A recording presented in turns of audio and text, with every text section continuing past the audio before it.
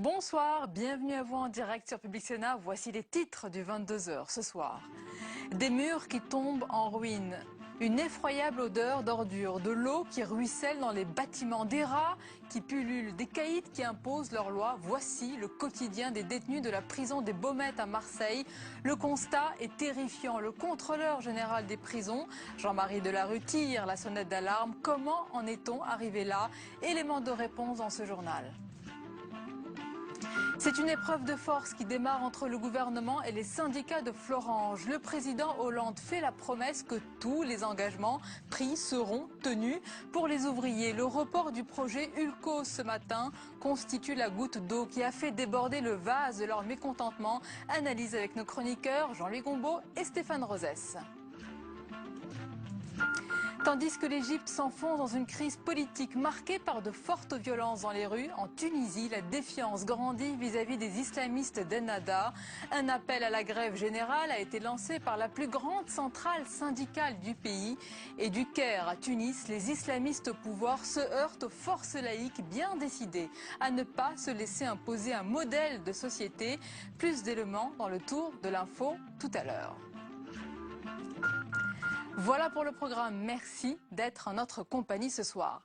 Et avant d'évoquer tous ces sujets, nous allons nous arrêter un instant ce soir sur un handicap auquel se trouvent confrontés, vous allez le voir, des milliers de familles en France. L'autisme. Quelle est la meilleure façon d'aider les enfants qui en sont atteints? Deux approches s'opposent, la psychanalyse et l'approche comportementale. La Haute Autorité de Santé vient de recommander cette deuxième méthode et notre journaliste Flora Sauvage s'est rendue dans une structure associative du 11e arrondissement de Paris. Regardez. On y va? Mauvais diagnostic, prise en charge inadaptée, déscolarisation, Sandrine a eu beaucoup de difficultés pour trouver une structure adaptée au handicap de sa fille Rachel. Aujourd'hui, Rachel est suivie à la Futuro School, une structure expérimentale innovante qui accueille des autistes à Paris. J'ai voulu la scolariser à l'âge de la maternelle dans la même école que sa sœur. Et en fait, c'était une enfant qui donc présentait déjà des troubles du comportement, qui ne supportait pas de rester assise dans la classe, etc. Ici, les enfants pris en charge dans cette structure reçoivent un suivi personnalisé. Le but, donner à ces enfants autistes les bases pour bénéficier d'une scolarisation en milieu ordinaire. C'est l'approche comportementale de l'autisme qu'on appelle aussi la méthode ABA qui vient des États-Unis. L'objectif du suivi, c'est qu'elle arrive à avoir des comportements plus adaptés donc à la société pour pouvoir s'intégrer soit en milieu scolaire, soit avoir des relations plus donc adaptées avec ses parents, ses amis. 600 000 enfants sont atteints d'autisme en France. Face à ce handicap, l'éducation nationale ne sait pas toujours apporter des réponses adaptées. Il y a encore beaucoup trop d'enfants autistes qui n'ont pas de prise en charge, qui ne sont pas scolarisés, des parents encore isolés. Donc en France, à l'heure actuelle, c'est plus possible, quoi. Inclure les enfants autistes en milieu scolaire ordinaire reste un enjeu de taille pour que ces enfants ne soient pas mis au banc de la société. Et l'actualité ce soir, c'est le dialogue de sourds qui s'est installé entre le gouvernement et les syndicats de Florange. Les premiers assurent qu'il n'y aura pas de plan social. François Hollande est directement intervenu en début de soirée tout à l'heure sur ce dossier. Il fait la promesse que tous les engagements pris par Mittal dans l'accord qui le lie à l'État seront respectés. On l'écoute. Je sais les inquiétudes, les doutes compte tenu du passé, compte tenu des manquements. J'ai vu la détresse et la colère. J'en mesure aussi les causes. Mais ma responsabilité, c'est de faire qu'il y ait un avenir pour Florange. Et tous les engagements qui ont été pris seront tenus. Et ce qui a été engagé aussi pour faire que ce projet Ulcos voit le jour auprès de l'Europe sera mené à bien. J'en fais ici la promesse. Voilà pour cette déclaration, mais de leur côté, les syndicats de Florange, excédés par le report ce matin du projet Ulcos, ne veulent plus s'en laisser compter. L'annonce de Mittal douche aussi les espoirs des élus locaux et de la gauche du Parti socialiste. Retour sur une journée de rebondissement avec Tam Tranui. Ils sont écœurés, les métallos de Florange. Une fois de plus, ils s'estiment trahis par le gouvernement. La cause de leur colère, l'abandon d'une première version du projet expérimental Ulcos, l'une des pierres angulaires de l'accord passé entre Lakshmi Mittal et Jean-Marc Ayrault. Et ils ne sont pas les seuls. Après les syndicats, c'était aujourd'hui au tour des élus de Lorraine de rencontrer le Premier ministre. Aucun sénateur, aucun parlementaire UMP, seuls 9 élus ont répondu à l'appel. La réunion a été tendue. Pour eux aussi, le retrait d'Ulcos ne passe pas. Nous avons des doutes, et nous avons encore des doutes. Aujourd'hui, nous sommes un peu rassurés parce qu'ils sont très réactifs chez ArcelorMittal. On a un courrier qui nous dit Ulcos, finalement, on fera quand même sans doute dans quelques années. Bon, nous, on demande à vérifier et on ne croira plus sur parole, y compris le Premier ministre. La grogne monte de toutes parts. Le Premier ministre risque-t-il le désaveu? Encore ce matin, Jean-Marc Ayrault assumait l'accord pris avec Mittal, quelques heures avant l'annonce par la Commission européenne du retrait d'Ulcos d'un appel d'offres pour obtenir des financements communautaires. Le gouvernement assure que ce retrait ne signe pas la mort des hauts fourneaux, que c'est un report, mais pour l'instant il n'y a aucune garantie que le projet Ulcos 2 verra vraiment le jour. Un nouveau dossier va être adressé à Bruxelles, les recherches doivent se poursuivre. Vous pourriez me dire, oui, mais est-ce que ces engagements vont être tenus? C'est une question légitime. Ce qui a été dit par Mittal à la Commission européenne, c'est que ce projet va être repris et le gouvernement y est associé. Il y a déjà 150 millions d'euros qui sont réservés au titre des investissements d'avenir. Élus et syndicats devraient être reçus une nouvelle fois à Matignon dans les prochaines semaines. Le feuilleton Florange est loin d'être terminé. Ce soir, les métallos s'apprêtent à occuper les hauts fourneaux. Et invité ce soir sur France 2, le ministre de l'Intérieur, Manuel Valls, est également revenu sur ce dossier, affirmant que le gouvernement fera tout pour les salariés de Florange. On l'écoute. Le gouvernement fera tout et fait tout pour permettre à ces hommes, à ces femmes, à leurs familles de sauvegarder leur emploi. Et le Premier ministre a eu raison. Il a fait le bon choix sur l'option qui a été la sienne. Nationaliser, même de manière temporaire, ce site, ça n'était pas possible. Cela aurait coûté beaucoup trop cher. Mais, en revanche, sur le plan national, au niveau européen, tout doit être fait pour sauvegarder l'emploi. C'est quand même ça, l'engagement qui a été pris, et pour que Mittal tienne évidemment ses engagements. Et sur le plateau du 22h pour l'analyse, ce soir avec nous notre chroniqueur Jean-Louis Gombaud. Bonsoir Jean-Louis. Bonsoir Sonia. Et Stéphane Rosès. Bonsoir Stéphane, président de CAP et professeur à Sciences Po. Alors, il ne s'était pas exprimé sur le dossier. Et puis aujourd'hui, François Hollande a donc dit quelques mots sur Florange pour promettre que le projet Ulcos, cet acier plus écologique, sera mené à bien. Le président se présente aussi comme le garant des engagements pris par l'État dans l'accord avec Mittal. Stéphane Rosès, est-ce que ça peut rassurer ou du moins calmer les syndicats qui ont entamé cet après-midi un bras de fer avec le gouvernement? Les rassurer pour partie. C'est vrai que la défiance est grande à l'égard du dirigeant du groupe ArcelorMittal, monsieur Mittal. Et puis il est vrai aussi que la sortie d'Arnaud Montebourg sur la nationalisation provisoire a pu laisser passer des espoirs, mais au total, le compromis obtenu est un compromis qui sauve l'emploi, et le problème de fond, c'est la conception que l'on peut avoir du redressement industriel. Et donc, du coup, ça a été dit par d'autres membres du gouvernement et Jean-Marc Ayrault, le sujet là, c'est visiblement de sauvegarder l'emploi. Vous savez, la sidérurgie, c'est une vieille affaire, ça date du début des années 70. Aujourd'hui, les aciéristes fonctionnent à 50% de leur capacité. Dans le contexte actuel de baisse de la demande d'acier, certains disent, c'est peut-être pas politiquement correct, mais il faut arrêter. Les hauts fourneaux de Florange, ils sont vétustes, ils sont trop petits en capacité, et ils disent qu'on vit sur une illusion de l'acier lorrain qui serait toujours compétitif. Ce qui est intéressant, c'est que cette illusion part d'une symbolique qui est très forte pour les Français. Les Français aiment les sidérurgistes comme ils aiment leurs agriculteurs. C'est une symbolique de la classe ouvrière, d'un travail difficile, de combats difficiles. Il y a eu dans les années 70 et 80, même sous la gauche, des combats. Mitterrand, démission, était le mot d'ordre des sidérurgistes après que François Mitterrand se soit engagé en 81 et que, évidemment, il y a eu un accompagnement d'une fin peu à peu de la sidérurgie française. Non, le point c'est que c'était Mitterrand, trahison. Trahison, pas démission. Et donc je veux dire, Mitterrand, trahison. Il y a une et évidemment trahison et démission. Il y a une tradition aussi chez ces gens-là qui sont d'avoir l'impression d'être tout le temps trompés. Vous parliez à l'instant justement de Mitterrand. Rappelez-vous, 1984, les 12 000 suppressions d'emplois dans la sidérurgie française, après que le Premier ministre, M. Mauroy, ait garanti le contraire un an auparavant, d'où le Mitterrand trahison. Ensuite, vous avez, en 2004, qu'est-ce qui se passe? Il se passe que Arcelor, le groupe qui a racheté Mittal, lance un plan qu'on appelle le plan Apollo.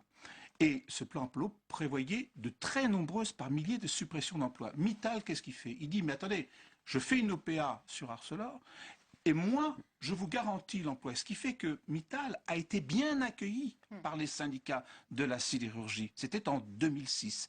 Et en 2008 arrive Gandrange. Et Gandrange, M. Sarkozy monte au front et dit « je sauverai l'emploi ». Au bout du compte, il y a 575 suppressions d'emplois. Et cette fois, on en revient, il s'agit de Florange. Et on leur dit, on va sauvegarder l'emploi. Et il y en a... Donc, il y a une espèce de... Il y a les 20 000 autres, il y a les 20 000 autres du groupe qui, évidemment, à l'idée de la nationalisation, se demandaient, mais qu'est-ce qui va se passer pour nous? Donc il faut prendre le dossier, je dirais, dans son ampleur historique, comme vous venez de le faire, et il faut le prendre dans son ampleur géographique, en termes d'emploi, c'est-à-dire il faut restituer ça dans une logique symbolique, historique, géographique, qui montre qu'au total, les marges de manœuvre dans le rapport de force à l'égard du gouvernement sont des marges faibles. Donc il y a eu évidemment des illusions autour de la question de la nationalisation provisoire, mais il faut restituer ça dans un contexte plus général. Oui, depuis quelques jours et depuis hier particulièrement, on entend quelques voix différentes d'économistes, dont Jacques Attali, pour dire ça suffit. Il n'y aura pas de plan social à Florange. C'est pas si mal alors que le chômage explose en France et que chaque jour l'hémorragie se poursuit. Effectivement, c'est pas si mal. Et je pense que sur l'ensemble des engagements qui ont été pris par Mittal, celui qu'il n'y aura pas de plan social sera respecté. Mais il n'a pas dit il n'y aura pas de suppression d'emplois. Oui, il n'a pas dit ça. Oui, alors les retraites, ça a été acquis. Bon, il n'y aura pas de mobilité forceuse. En un mot, les hommes dont il s'agit aujourd'hui seront préserver l'emploi, non. La question des hauts fourneaux, ce n'est pas clair. Et le sujet, c'est le sujet global. Il n'y a pas eu véritablement de stratégie européenne. Et en fait, il n'y a pas de relance européenne. Encore une fois, il y a une surconsommation. Le marché est passé à l'Asie. Donc c'est un problème qui est général. Et du coup, comme l'imaginaire des Français du redressement industriel, ce sont les secteurs traditionnels de la classe ouvrière, des combats ouvriers, la symbolique, s'agissant de 600 salariés, est une symbolique qui est absolument énorme par rapport à l'ensemble du reste des... Sur l'aspect politique, Édouard Martin, c'est le leader emblématique CFDT d'ArcelorMittal, porte-voix aujourd'hui des ouvriers, pas seulement d'ailleurs sur ce site-là, mais on dirait en France. Il a eu des mots durs envers Jean-Marc Ayrault après le report d'Ulcos. Il dit soit le Premier ministre est un imbécile, soit il est complice. Oui, mais les mêmes syndicalistes, pendant la présidentielle, disaient que de toute façon, ils pensaient que les hauts fourneaux étaient condamnés.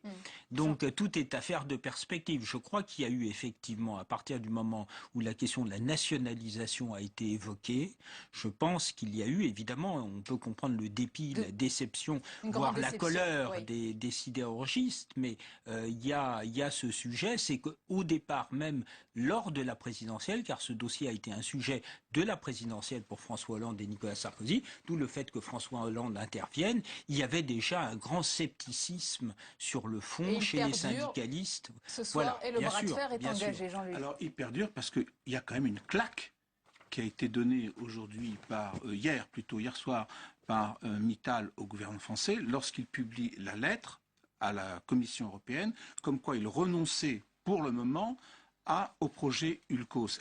Or, il est mentionné dans l'accord qui a été donné. Et ça, je pense que c'est quelque chose d'extrêmement important. Que M. Mittal se soit permis de donner une claque. Et je crois qu'il faut voir le processus. Ça vient de M. Montebourg. M. Montebourg dit « Je ne veux plus de Mittal, nous ne voulons plus de Mittal en France ».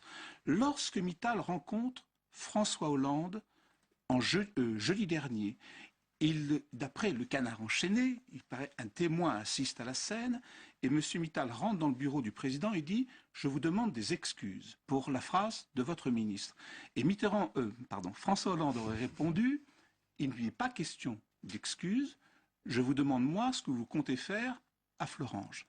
Et comme il y a eu une humiliation de Mittal, et Mittal répond hier soir par une autre humiliation, parce que c'en est une, alors qu'on vient de signer un accord en disant « Moi, je ne veux pas d'Ulcos pour le moment sur le site de Florange ». Et nous aurons l'occasion d'en reparler, puisque c'est un feuilleton aujourd'hui aux conséquences économiques et politiques importantes. Restez avec nous, messieurs. Autre sujet à présent, et cette phrase « Nous ne pouvons juger du degré de civilisation d'une nation qu'en visitant ces prisons », disait Camus, et le constat est édifiant. Vous allez le voir, quand on visite la prison des Baumettes, c'est un lieu inhumain, indigne selon le contrôleur des prisons, Jean-Marie Delarue. La garde des Sceaux, Christiane Taubira, répond ce soir qu'un vaste programme de rénovation est lancé, mais il y a urgence. Julie Hulin et Cécile Sixou. Vétusté, surpopulation, rats et cafards. C'est une situation très alarmante que dénonce Jean-Marie Delarue. Après une visite de 10 jours à la prison des Baumettes de Marseille, le contrôleur des prisons a déclenché une procédure d'urgence. Interpellant les ministres de la Justice et de la Santé, il dénonce des conditions de détention inhumaines avec des propos sans appel. Une violation grave des droits fondamentaux, des conditions matérielles effroyables et des lieux insupportables à vivre. Mettez-vous à la place de quelqu'un qui, pour boire, parce qu'il a soif, il fait quelquefois très chaud à Marseille, puise l'eau dans la cuvette de ses toilettes. Naturellement, il faut payer la sanction pénale, hein, il faut exécuter la peine. Est-ce que dans le code pénal en France aujourd'hui, il est prévu qu'on puise l'eau dans les toilettes où on va déféquer?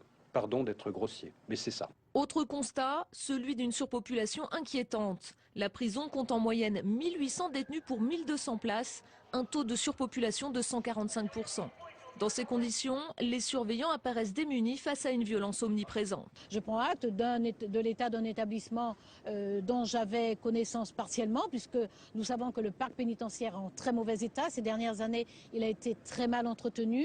Ils ont été parfois aussi conçus sans penser à la vie à l'intérieur des établissements. Christiane Taubira qui indique que des travaux ont été engagés et qu'un projet de restructuration démarrant en 2013 devrait répondre aux problèmes de vétusté, mais n'augmenteront pas les capacités d'accueil.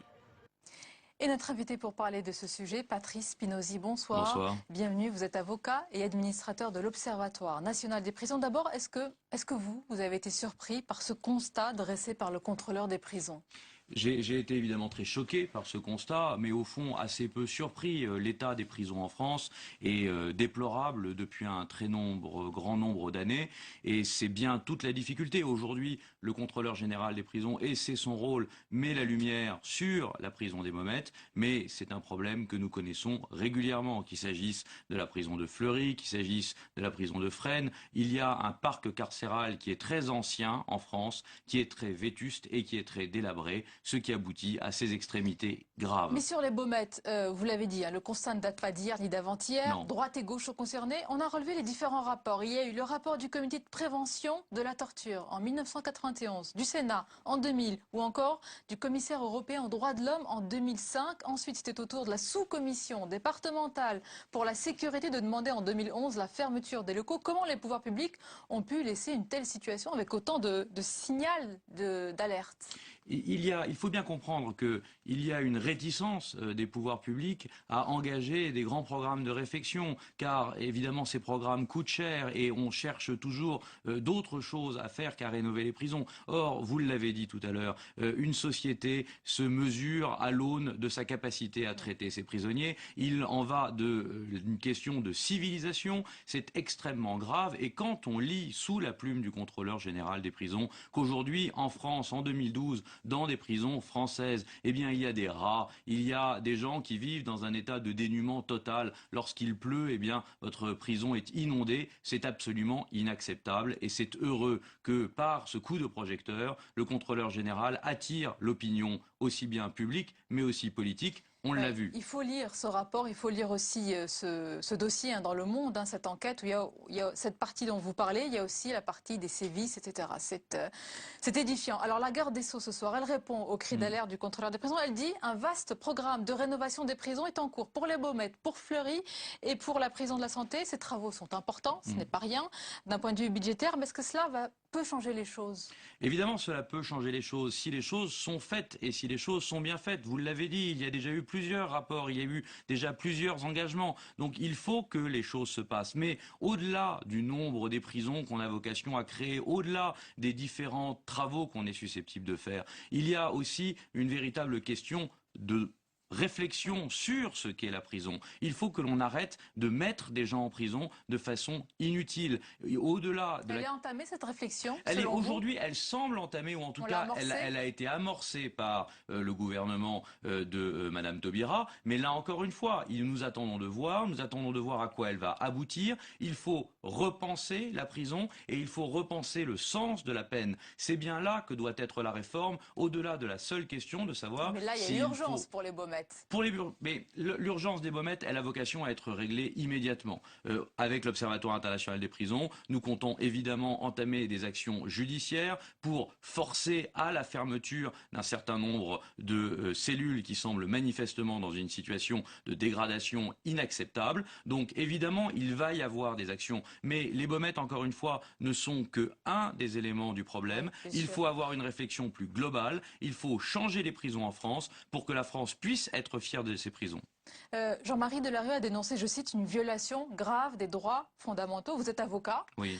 Si l'un de ces détenus vous demande de le représenter, il pourrait y avoir une plainte contre l'État français. Mais elle existe. Il y en a eu à Fleury-Mérogis avec une dizaine de détenus. Plus tôt en 2005, pour Rouen, il y a eu aussi des plaintes. Ça pourrait être le cas? Mais évidemment. Mais je vous dirais que nous avons suivi avec l'Observatoire international des prisons un très grand nombre de recours, aussi bien devant les juridictions françaises que devant la Cour européenne des droits de l'homme. J'ai obtenu la condamnation de la France 5 fois l'année dernière sur précisément des problématiques qui étaient des problématiques de traitement inhumain et dégradant. Ici, on parle de l'état des prisons, mais on peut aussi parler de la violence à l'égard des détenus, on peut aussi parler de la manière dont ceux-ci sont traités, de la surpopulation carcérale. Donc on ne parle pas assez en fait du droit des prisonniers. Mais bien sûr que non, évidemment. Tabou, controverse. Je ne sais pas si c'est un sujet tabou parce que les gens ont toujours autre chose à faire que de s'occuper du droit des prisonniers, parce qu'on pense trop aux victimes très certainement et pas suffisamment à l'état dans lesquels nous garantissons que des personnes qui ont été condamnées, qui ont certes commis des crimes, sont traitées en France, dans une prison. La prison a pour but, non pas de fabriquer de la délinquance, mais d'essayer d'aider ces personnes qui ont été mises au banc de la société à retrouver une place. Et c'est précisément ce qui a été aujourd'hui complètement perdu par la France. Et c'est extrêmement grave. Et j'espère qu'il y aura un véritable effort pour modifier notre rapport à la prison en France, aujourd'hui, en 2012. Merci beaucoup, maître, pour votre éclairage. Stéphane Rosès, Jean-Luc Gombault, sur ce sujet. L'opinion est paradoxale sur la question des prisons. Une étude avait été faite pour l'OIP il y a une décennie pour Libération par l'Institut CSA. À la fois, avec la crise économique, les Français veulent plus de normes, ils pensent effectivement plus aux victimes, ils veulent plus de répression. Et à la fois, ce sondage indiquait que les Français ne trouvaient pas normal la situation des prisonniers, comme s'il y avait les normes collectives qui devaient être plus carrées, et en même temps, dès qu'il s'agit de personnes humaines à l'égard desquelles on peut se mettre à la place, parce qu'on sait que les prisons sont dégradées, l'attitude de l'opinion, c'est attention, ce sont des êtres humains, bien sûr, il y a eu des fautes, mais la réparation doit être bonne. Et puis, je pense qu'il y a aussi une réflexion assez mature sur le fait que le sujet, c'est quand les prisonniers sortent de prison, ils doivent sortir dans un état qui leur permette moralement une réinsertion dans la société. Une remarque? C'est une question plutôt. Est-ce que vous avez des systèmes de comparaison avec les prisons anglaises, espagnoles, allemandes? En un mot, la seule chose, c'est qu'aujourd'hui, la France est en Europe un des pays qui est le plus mal loti en matière de prison et en matière de vétusteté, et que la France est le pays sur ce point qui est la plus condamnée du Conseil de l'Europe. Donc il n'y a pas tellement de doute à cet égard. Nous sommes, je crois, juste après la Turquie. Merci beaucoup, maître. La suite du 22h à présent avec tout ce qui vous a échappé dans le reste de l'actualité. Regardez, c'est le tour de l'info de Mounir Soussi.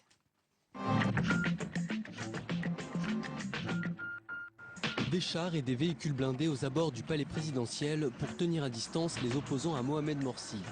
La pression ne retombe pas en Égypte depuis le début de la crise lancée par le projet de référendum sur la Constitution défendu par le président égyptien.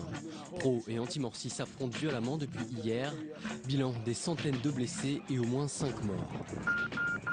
Des tensions également en Tunisie. 4 régions étaient en grève aujourd'hui, notamment pour dénoncer les attaques de partisans du gouvernement contre le siège du principal syndicat.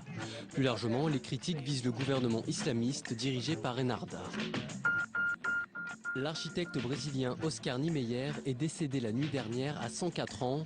Celui qui a façonné 600 bâtiments dans le monde entier a marqué sa discipline par son style tout en courbe. Son œuvre la plus célèbre en France reste le siège du Parti communiste, place du Colonel Fabien à Paris. Et c'était un homme extraordinaire qui a su allier effectivement le geste créatif et son engagement communiste toute sa vie. Nous organiserons des journées portes ouvertes parce que le meilleur hommage que nous pouvons lui rendre, c'est de permettre aux Français, aux Parisiens de venir visiter cette œuvre. 2 à 3%, c'est le montant estimé de la hausse des tarifs du gaz dès janvier 2013. Une augmentation contenue car GDF Suez en difficulté financière réclamait 6%. De son côté, le ministère de l'Énergie pourrait annoncer lundi une forte extension du nombre de bénéficiaires des tarifs sociaux qui passerait de 1 à 4 millions de foyers. Nicolas Hulot nommé à la tête d'une mission pour la planète. Le journaliste devient l'envoyé spécial de François Hollande sur les questions écologiques. Libéré de sa collaboration avec TF1, l'ex-présentateur d'Ushuaïa aura pour tâche de sensibiliser, informer et mobiliser à travers le monde pour la défense de l'environnement.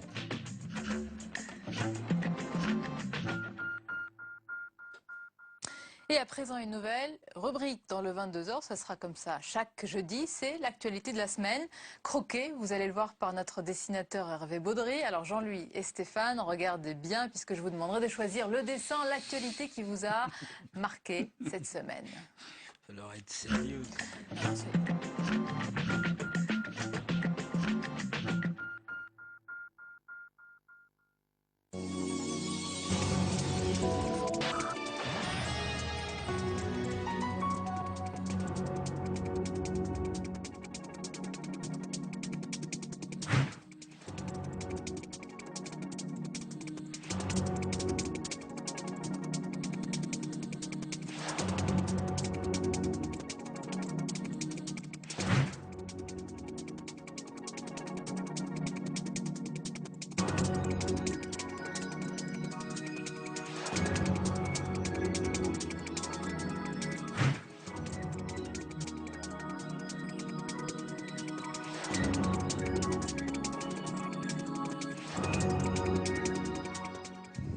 Voilà, il y a eu Florange et le remontant du ministre Montebourg, le statut de la Palestine à l'ONU, le RUMP et le désir de paternité de Copé et Fillon, et puis le Louvre-Lens. Jean-Louis, votre choix, qu'est-ce qui vous interpelle? C'est le remontant. Parce que M. Montebourg doit bien un rap à plat, donc je pense que le remontant, c'est ce dont il a besoin. Stéphane?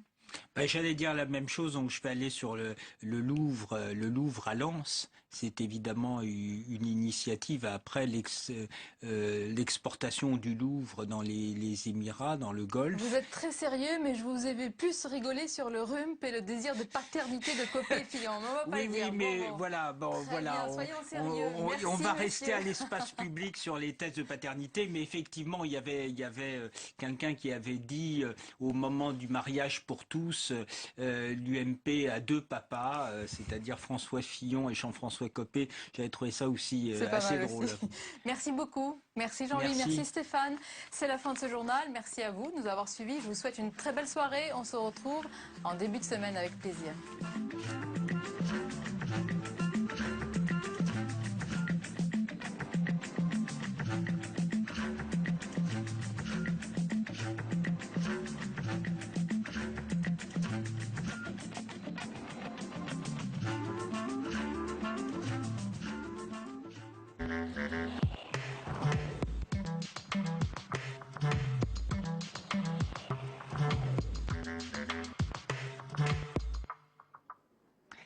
Bonjour. Bonjour, merci d'être avec nous. On refait la séance après les questions d'actualité au gouvernement sur Public Sénat avec tout d'abord 2 premiers invités autour du dossier principal de ces questions d'actualité aujourd'hui, à savoir l'accord entre Mittal et le gouvernement autour du site de Florange. Thierry Repentin, le ministre chargé de la formation professionnelle au gouvernement, est avec nous sur ce plateau. Bonjour, merci d'avoir accepté notre invitation. En face de vous, François Grosdidier, qui est sénateur UMP de la Moselle. Bonjour. Thierry Repentin, on avait cru vendredi dernier que l'accord entre Mittal et le gouvernement avait clos la polémique autour de ce dossier. On voit aujourd'hui qu'il n'en est rien. Non, parce que effectivement, elle est habilement entretenue par celles et ceux qui trouvent que cet accord n'est pas parfait. Moi, je souhaite dire que il se trouve que je suis élu aussi sur un territoire où nous avons actuellement 2 négociations sur finalement Rappelez-nous votre territoire. le département de la Savoie, où nous sommes en négociation pour faire plier 2 grands groupes internationaux de maintenir des effectifs sur place, alors que la décision a été prise il y a plusieurs mois de fermer les 2 sites. Je connais donc la complexité, le bras de fer nécessaire que nous devons engager pour que ces grands groupes internationaux acceptent le maintien de l'emploi sur place, ce qui a été acté dans le cadre du dossier de Florange. Mais ce qui est gênant, là, Thierry Repentin, c'est qu'on sent qu'il y a des voix discordantes, non seulement à l'intérieur du gouvernement, mais aussi au sein même de votre majorité. Non, il n'y a pas de voix discordante. Évidemment, certains auraient préféré que l'activité telle qu'elle existait préalablement sur ce site soit la même demain, dans 10 ans ou dans 20 ans. Ça, c'est impossible. Vous dites ça, c'est impossible. L'économie, elle évolue aussi. Il avait été pris un engagement qu'il n'y aurait pas de licenciement au sein de cette entreprise, qu'il n'y aurait pas de plan social, qu'il y aurait des investissements faits par le groupe et que l'État serait même présent pour le grand avenir, avec notamment le projet Ulcos qui sera à définir dans les mois qui viennent, avec un investissement d'avenir acté par le Premier ministre lui-même. J'aimerais bien, je vous le dis, j'aimerais bien que sur mon département, sur les 2 dossiers que nous sommes en train de négocier, nous ayons les mêmes résultats, maintien de l'activité, investissement assuré par l'entreprise et l'accompagnement de l'État sur l'investissement d'avenir. Alors on verra si le site de Florange peut servir d'exemple pour d'autres sites.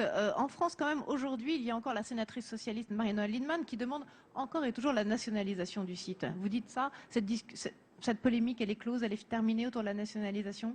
Je note que les voix qui s'expriment dans ce cadre sont relativement marginales. Il n'y a qu'une chose qui compte, c'est le maintien de l'activité économique et le nombre d'emplois. C'est un objectif qui est atteint. Le Premier ministre l'a effectivement rappelé tout à l'heure dans l'hémicycle. Avant de vous entendre, François Grosdidier, je vous propose qu'on réécoute Jean-Marc Ayrault autour des investissements annoncés par Mittal. C'était tout à l'heure dans l'hémicycle du Sénat.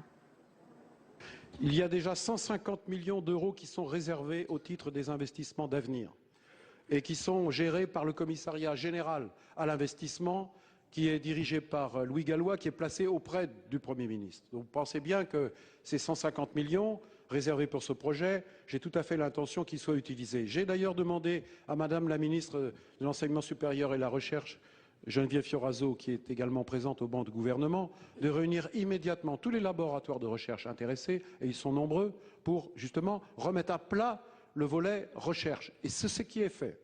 Et donc nous allons agir dans cette direction. La Lorraine a le droit à un avenir comme toutes les autres régions françaises. Donc oui, il y a une différence peut-être avec ce qui s'était fait avant. C'est que dans les engagements qui ont été pris par Mittal, dans la négociation de la semaine dernière, il n'y a aucune condition. Et pour nous, c'était un préalable. Lorsque vous aviez, vous, mesdames et messieurs de la majorité, en tout cas le gouvernement, prétendu que des engagements avaient été pris, ils étaient conditionnés à une meilleure conjoncture sur le plan du marché de l'acier. Eh bien, il n'y a aucune condition. Alors, François Grosdidier, on vous écoute. Que répondez-vous au Premier ministre, vous qui êtes sénateur UMP de la Moselle? Je suis bien obligé de dire qu'on est dans le mensonge réitéré. Mensonge réitéré d'abord, parce que d'abord, on annonce comme un scoop qu'il n'y aura pas de licenciement. Il n'y a jamais eu de licenciement sec dans la sidérurgie.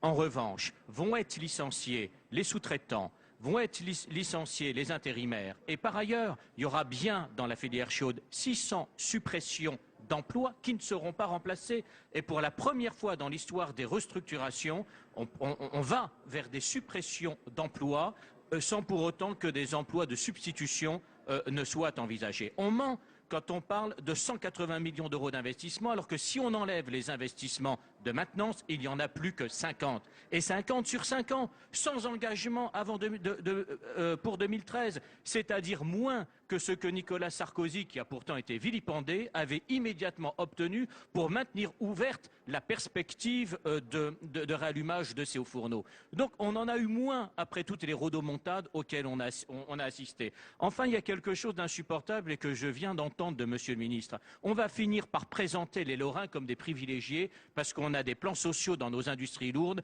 qui se sont passés de licenciements secs et sur lesquels on a des mesures d'âge. Mais enfin, quelle autre région en France a perdu 100 000 emplois dans les houillères et la sidérurgie, dans des mono-industries en une seule génération? Et à entendre M. Ayrault à 2 reprises, nous serions des privilégiés et on nous envierait en Savoie ou ailleurs. Et enfin, il a menti sur la non-viabilité supposée de la proposition de reprise. Un candidat sérieux, ancien patron de Solac-Florange, était prêt à mettre 400 millions d'euros, abonder du fils et abonder également des 150 millions d'euros. Ayrault, c'est extraordinaire, présente ces 150 millions d'euros qui sont ceux que le gouvernement Fillon-Nicolas Sarkozy avait fléchés sur Ulcos, et tout ce qu'ils amènent, c'est précisément ce que Nicolas Sarkozy avait apporté. On va écouter la réponse de Thierry Repentin. Effectivement, sur l'investissement, sur les 150 millions, 180 millions invoqués par le Premier ministre tout à l'heure, il n'y aurait finalement que 50 millions investis dans la recherche et le développement. Tout le reste servirait à financer la maintenance, la sécurité. Et à supposer que ce soit effectivement uniquement sur la maintenance et la sécurité, les investissements pour le maintien de l'activité sur site nécessitent que sur la maintenance et sur l'activité, il y ait des investissements. Car chacun comprend bien que si on ne maintient pas en état une entreprise, à terme, elle ferme. Et je ne veux pas laisser dire, monsieur le sénateur, que je considérais que ce secteur de France soit privilégié. Non.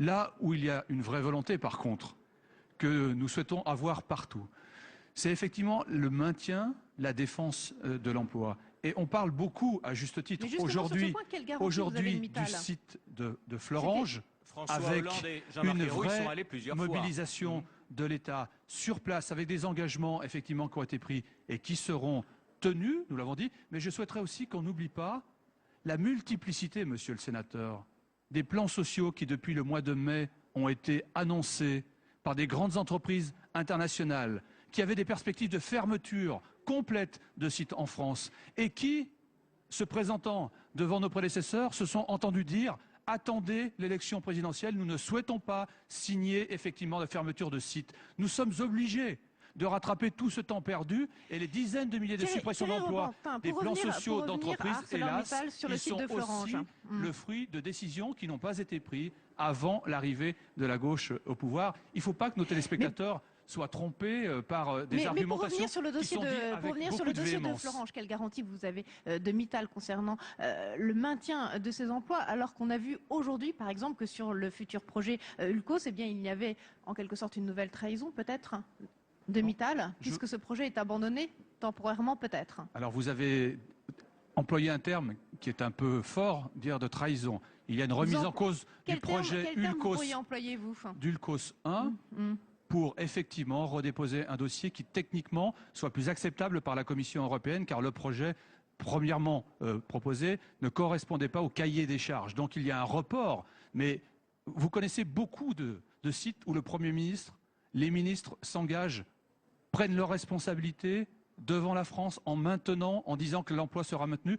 Je le répète, sur tous les sites aujourd'hui en négociation en France qui sont masqués par le dossier conjoncturel de Florange, j'aimerais que nous arrivions au même résultat d'aucun licenciement et de pérennité de l'activité industrielle. Merci beaucoup Thierry Repentin d'être venu sur notre plateau. On écoute la réponse de François Grosjean. C'est faux, l'emploi n'est pas maintenu. Simplement, les licenciements secs sont évités et ce n'est pas du tout la même chose. C'est-à-dire que cette vallée de la Fench va continuer à perdre des emplois productifs qui ne sont pas remplacés. C'est là qu'est l'imposture. Deuxièmement, sur Ulcos, depuis 2011, les gouvernements successifs n'ont cessé de presser la Commission de se prononcer sur ce dossier. Et aujourd'hui, à 15 jours de la décision de l'Union européenne, et alors que le Premier ministre, encore hier soir, se disait optimiste, on nous annonce ce matin que c'est reporté sine die. Tout ça est pas tenable et on comprend que l'ensemble des sidérurgistes qui sont aujourd'hui complètement désabusés, surtout que Jean-Marc Ayrault et François Hollande sont venus plusieurs fois susciter l'espoir et que cet espoir est terriblement déçu aujourd'hui. Merci François Grosdidier d'être venu sur notre plateau aujourd'hui. On va essayer de terminer peut-être cette émission par une note d'espoir autour de la conférence sur la pauvreté qui va s'ouvrir. Claude Dillin, merci d'être avec nous. J'aurais aimé parler peut-être des jeunes, on n'a plus beaucoup de temps malheureusement, mais c'est vrai que la crise accroît la fracture sociale entre les jeunes non diplômés et ceux qui sont diplômés. Qu'est-ce qu'on peut attendre concernant cette population-là? Quelles mesures on peut prendre? Oui, d'abord, il faut bien remarquer qu'il y a une inversion de la pauvreté en France qui jusqu'à présent touchait d'abord les personnes âgées gravement. Certains le sont encore, il ne faut pas non plus exagérer. Et maintenant, les choses se sont inversées, ce sont les jeunes. Et je dirais, moi je suis pédiatre, je dirais aussi, je l'ai dit dans ma question, il y a aussi le problème de la pauvreté des enfants. Donc là, il y a un vrai problème. Un enfant sur 5 en France qui serait touché par la pauvreté. Il y a un vrai problème qui nécessite effectivement un effort national. Alors là, je crois qu'on sera forcément d'accord, de façon à ce qu'il n'y ait plus de fracture. Bien entendu, c'est la formation.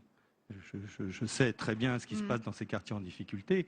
Ceux qui ont du mal à trouver du travail sont ceux qui n'ont pas une formation adaptée. Donc lutter contre l'échec scolaire, c'est le premier point le plus important. Éducation, formation. Et ça, le plan Payon annoncé cette semaine va dans le bon sens, j'imagine, pour vous. Oui, mais je crois qu'il faut vraiment avoir conscience qu'il y a quelque chose de grave qui se passe. Parce que non seulement la pauvreté augmente, ce qui est déjà en soi extrêmement grave, mais elle se territorialise. Vous parliez de fracture, et bien justement, je crains qu'on aggrave la fracture territoriale, et je sais, je suis bien placé pour savoir. Je suis bien placé pour savoir qu'elle était déjà importante.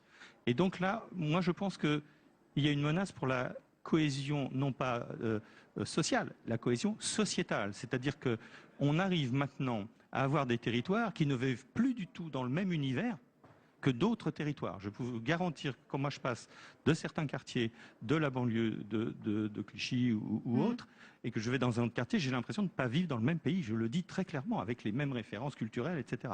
Donc là, il y a un vrai problème. Je crois que c'est Jean-Louis Borloo qui a dit un jour les inégalités territoriales, c'est le cancer de la France. Et effectivement, il faut faire très attention, parce que le cancer, au début, ça fait pas mal. Et quand ça fait mal, c'est trop tard. Merci Claude Dillin. On a entendu votre message. On suivra bien sûr sur Public Sénat cette conférence nationale sur la pauvreté. Merci à tous de nous avoir suivis en direct du Sénat. Et très bonne suite de programme sur notre antenne.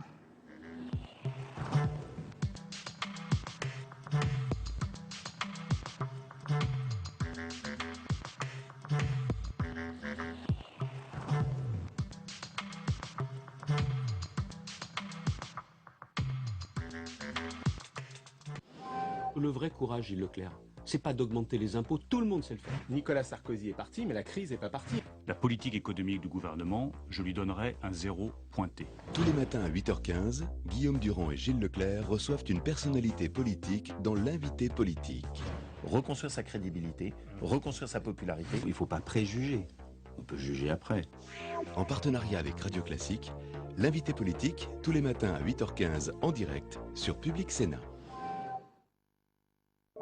Un élève de la campagne et un élève de la 3e en ville, on les met à côté, on voit carrément la différence. Il y a beaucoup d'enfants de paysans qui souffrent de ça, de la honte d'être bouseux, comme on dit. Les jeunes des campagnes ont-ils les mêmes chances dans la vie que les jeunes des villes? Quel est l'impact de l'éloignement des établissements scolaires et des lieux culturels sur leurs choix personnels et professionnels? Réponse tout en nuances et en pudeur par les intéressés eux-mêmes. Une jeunesse en jachère, samedi à 22h sur Public Sénat.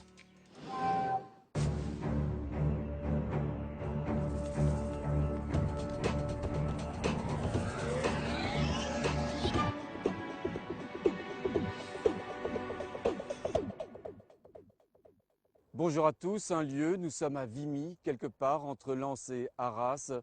Une histoire, celle de la bataille historique de la nation canadienne.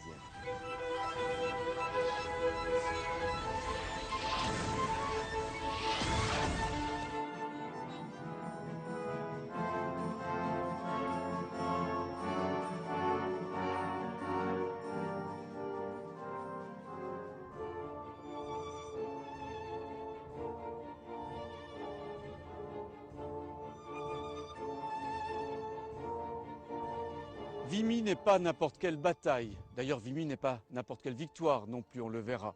Il faut bien comprendre, ici, dans ces plaines de l'Artois en 1917, le front est fixé. Alors, il faut à tout prix enfoncer les lignes allemandes, en particulier celles qui protègent les très riches mines de charbon de la région lensoise, des mines qui étaient tombées aux mains de l'ennemi dès le début du conflit de la Grande Guerre. Marie Lebon. Fin août 1914, après 3 mois de guerre de mouvement, le conflit se fige. Allemands d'un côté, alliés de l'autre, chacun dans sa tranchée, c'est la guerre de position. Une étape meurtrière du conflit qui va durer plus de 2 ans. Tout comme Verdun, la même année, les grandes batailles de la Somme marquent en 1916 un tournant dans la conduite de la guerre. Sur un front de plusieurs dizaines de kilomètres, Britanniques, Canadiens et Français jettent toutes leurs forces pour tenter de percer les lignes ennemies.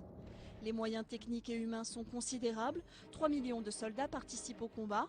4 mois d'efforts acharnés n'y feront rien, l'impasse est totale, de part et d'autre les troupes sont épuisées. Les batailles de la Somme restent parmi les plus meurtrières de l'histoire militaire. De juillet à novembre 1916, elles feront, toutes nationalités confondues, plus d'1 200 000 morts, blessés et disparus. On l'a bien compris, ici en Artois, la situation est bel et bien bloquée. Regardez ces paysages autour de moi, ces paysages de bataille, ces trous de bombes qui parcellent le sol, des paysages qui témoignent de l'enfer que fut cette bataille de Vimy. Caroline Huot, vous êtes étudiante, vous êtes guide, vous accueillez les visiteurs ici sur ce site de Vimy. C'est une fierté pour vous d'être ici? Oui, en fait, en étant canadienne et aussi en étant élève d'histoire au Canada, c'est vraiment quelque chose de pouvoir être ici et d'accueillir tous nos visiteurs et de parler de l'importance de cette bataille. Il y avait combien de Canadiens sur ce théâtre de la bataille? Si on parle de troupes de réserve et d'artillerie et tout ça, on parle d'environ 100 000 Canadiens. Alors, il faut parler du général Byng. C'était le général qui commandait ces forces canadiennes. Il était lui-même anglais et il a révolutionné la tactique de cette bataille. C'est-à-dire qu'il a inventé la manière de faire qui a conduit à la victoire. Oui, en fait, la planification qu'il y a eu pour cette bataille, c'était très important. On a eu beaucoup de planification, de fait de l'artillerie et tout ça. Beaucoup de préparation aussi. Les troupes canadiennes étaient ici, toutes ici, dès décembre 1916 et la bataille n'était pas avant avril 1917 et ont pu planifier et pratiquer beaucoup pour cette attaque. Et pendant la bataille elle-même, on a ce qu'on appelle un barrage roulant. Donc, c'est un barrage d'artillerie qui passe devant les troupes canadiennes, qui permet aux Canadiens de bouger ici d'une manière protégée, mais aussi permet de aussi pouvoir prendre ses positions d'une façon très concrète et de pouvoir les garder aussi jusqu'à la fin de la guerre. Chacun des soldats canadiens connaissait précisément son objectif. Tous les Canadiens avaient même eu une carte géographique avec les détails de la bataille et donc ils savaient exactement où était l'objectif et c'était des objectifs très précis qui bougeaient vraiment de plus et plus loin sur le long de la crête et on avait des troupes aussi qui avaient été en charge de pouvoir prendre des positions qui étaient fortifiées et tous les différents soldats savaient exactement où était leur objectif et donc si les lignes de communication avaient été brisées pendant la bataille même, on pouvait quand même continuer et donc ce qui avait été un échec dans d'autres batailles comme la bataille de la Somme, on a quand même pu savoir où était l'objectif à obtenir pour cette bataille ici. Merci beaucoup Caroline. Merci. On le voit donc, rien n'a été laissé au hasard pour atteindre la victoire dans cette bataille de Vimy. Une bataille qui s'est également déroulée dans le sous-sol, la guerre des tunnels.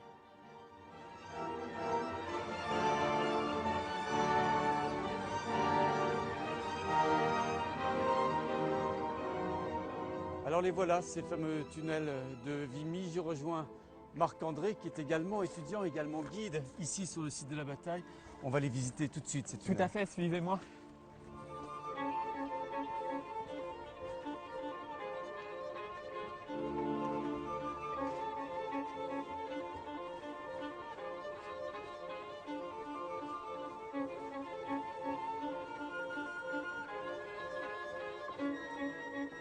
Voilà Marc-André, cet endroit est très impressionnant. Ah, tout à fait. On est présentement à 8 mètres sous le niveau du sol. Le souterrain qu'on visite en ce moment s'appelle le souterrain Grange. À l'origine, il mesurait 1,2 km. Donc, 1,2 km de souterrains qui ont été creusés à la main dans la région. Qu'est-ce qu'on a? C'est de la craie, donc ça a quand même facilité le travail. C'est une roche très friable.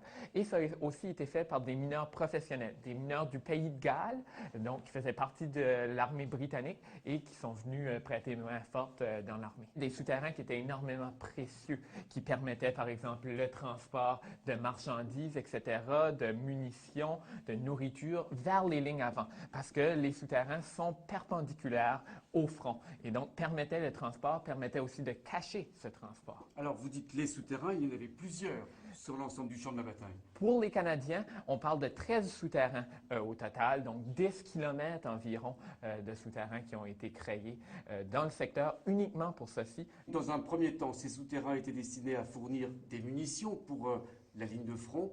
Ensuite, il a fallu transporter des hommes ici même. Le matin de la bataille, on parle de milliers d'hommes qui étaient dans l'ensemble du système de souterrains qui attendaient le début de l'attaque. Et donc, ces hommes-là, ça voulait dire qu'ils pouvaient avancer au front de manière tout à fait sécuritaire et aussi créer un peu un effet de surprise. Les Allemands n'étaient pas au courant qu'il y avait autant de Canadiens si près d'eux. Donc, il faut imaginer ces hommes, ces soldats canadiens, ici même, dans ce tunnel où nous nous trouvons, à quelques heures de la bataille, entassés, n'est-ce pas, dans ces tunnels. Carrément côte à côte, ils étaient ici, ils ont attendu très patiemment une nuit complète dans un silence total, dans très peu de lumière, beaucoup moins que qu'est-ce qu'on a aujourd'hui. Et donc, ça doit certainement avoir été une nuit qui a été très longue pour ces hommes-là. On s'imagine la meilleure chose qu'ils avaient à faire, c'était de réfléchir à l'attaque qui s'en venait, réfléchir qu'est-ce qui allait leur arriver personnellement, est-ce qu'ils allaient être vivants le lendemain, est-ce que leurs compatriotes qui étaient à côté d'eux allaient toujours être avec eux. Donc, on peut s'imaginer que ça a été une nuit qui a été très, très difficile pour ces hommes.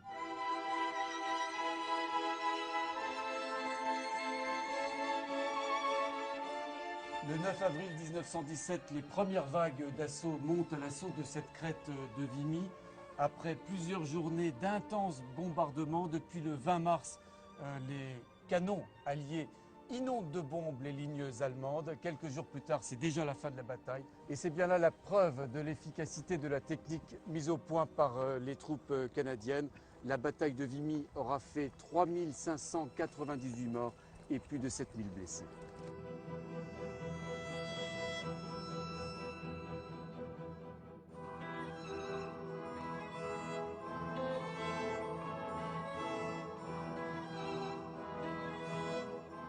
Et c'est ce que viennent découvrir ici les élèves du collège Jacques Monod de Compiègne avec à la tête de vos troupes, Nathalie Hubert, bonjour.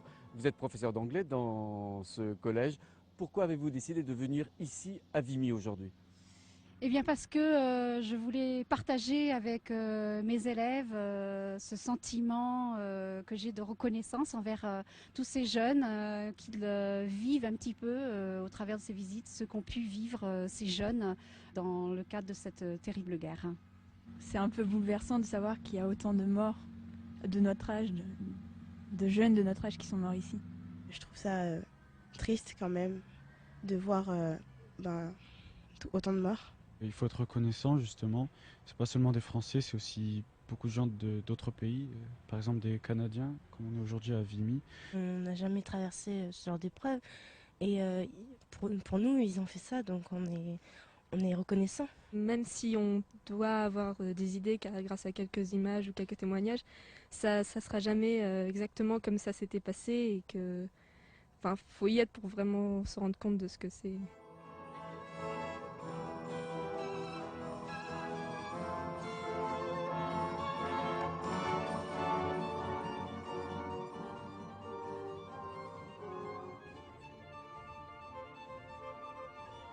Bonjour René Campbell.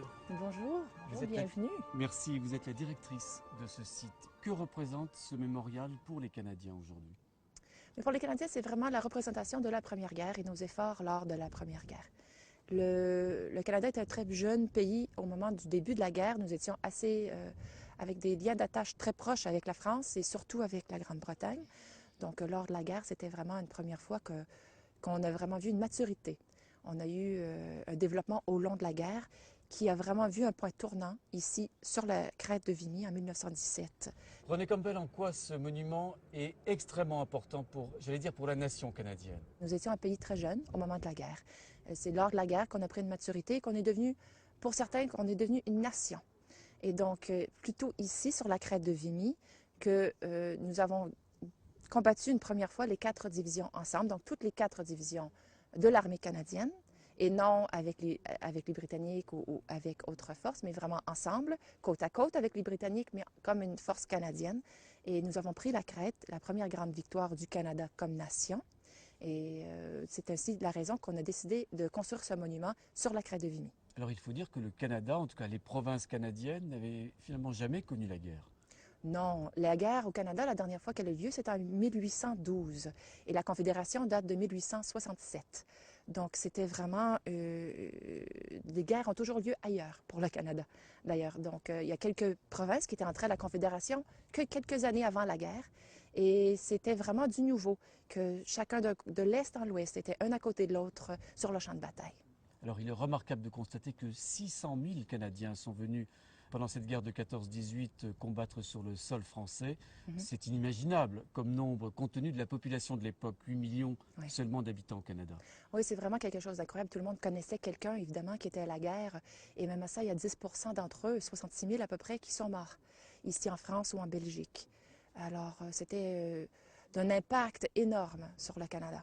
Ça a eu des conséquences politiques importantes, puisque au traité de Versailles, le Canada a pu imposer sa signature dans les documents finaux.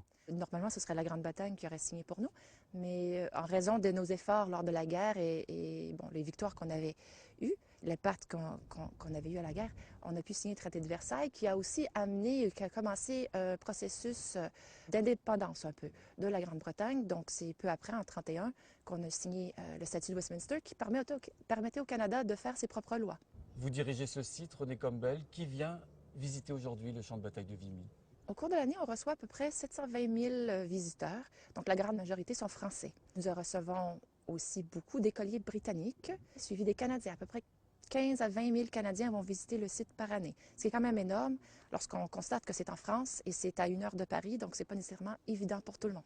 Est-ce qu'il est important pour vous de conserver, vous êtes conservatrice du site, de conserver cette mémoire de cette bataille de Vimy, de cette victoire canadienne? Oui, mais c'est essentiel. Évidemment, nous avons perdu toute la mémoire vivante de la Première Guerre. Et ici, sur le site, nous avons les cratères, les tunnels, les tranchées qui vraiment viennent représenter pour les gens d'aujourd'hui ce qu'était la guerre. On peut vraiment s'imaginer quelles étaient les conditions, quels étaient les efforts qui étaient plus qu'humains, il faut croire, pour gagner les batailles et les souffrances. Venez avec moi, René Campbell. Je voudrais qu'on dise un mot de cette statue qui est juste à côté de nous. Oui. Vous l'appelez, on l'appelle la Mère Canada. La Mère Canada ou le Canada qui pleure, oui. C'est la plus grande statue sur le monument dans un seul bloc. Elle a une grande importance. Au Canada, on connaît cette statue et on connaît les tours qui sont derrière nous. Elle est représentée sur la croix de Victoria du Canada et aussi sur les pièces de monnaie commémoratives parfois. Elle représente vraiment le Canada qui pleure tous ses enfants perdus. Il y a une tombe dessous sur laquelle elle jette le regard et c'est symbolique sur toutes les pertes de toutes les mères au Canada.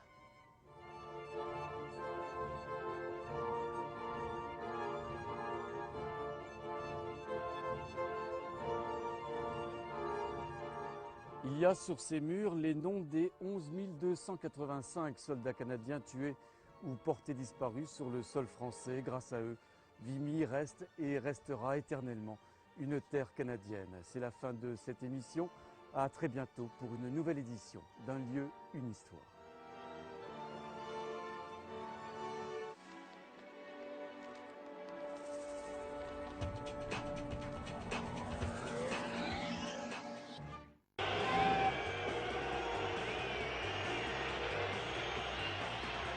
La droite se déchiquetait. C'était vécu vraiment comme une déchirure profonde entre les hommes. À droite, on connaît les guerres fratricides, mais jusqu'ici, celles que se livrèrent dans les années 90 baladuriens et chiraciens semblaient être, même à Jean-François Copé, un sommet indépassable. Alors, quelles conséquences aura la nouvelle guerre Fillon-Copé? Avec quelle stratégie de communication ont-ils géré la crise et quel impact aura-t-elle sur leur image? Cette semaine, nous déshabillons en tout bien, tout honneur, les Caïn et Abel de l'UMP. Déshabillons-les, présenté par Hélène Risser, demain à 23h45 sur Public Sénat.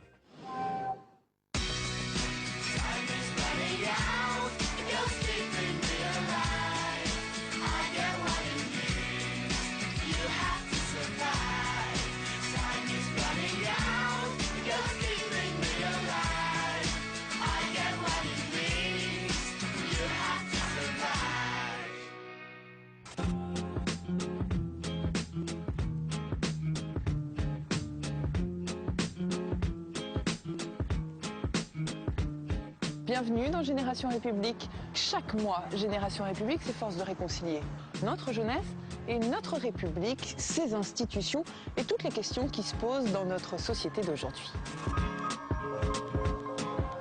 Et pour ce deuxième numéro, eh bien, nous allons parler d'une nouvelle institution, la police.